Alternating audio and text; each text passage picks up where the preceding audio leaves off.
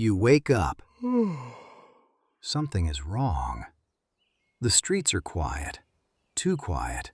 Half of your town is already dead. It's the year 1348. The Black Death has arrived.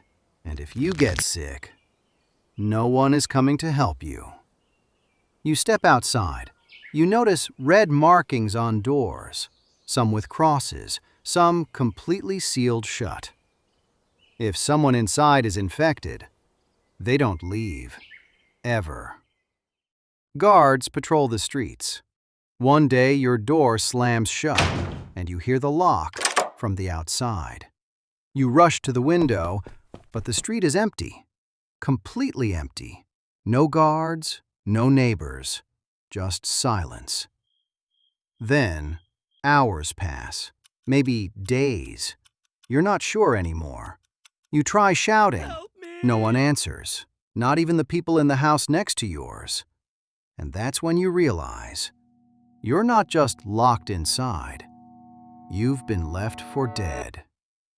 From your window, you can see that mass graves are being dug outside the city. And if you're sick, you're going in them, alive or not. You feel it, a headache, then fever, then the swelling begins. Painful lumps under your skin. Your fingers are turning black. Your body is shutting down.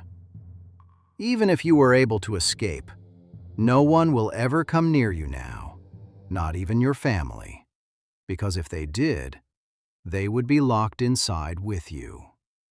And in this world, that's a death sentence. You're still inside, clinging to life. The door still hasn't opened. You finally understand that no one is coming to help.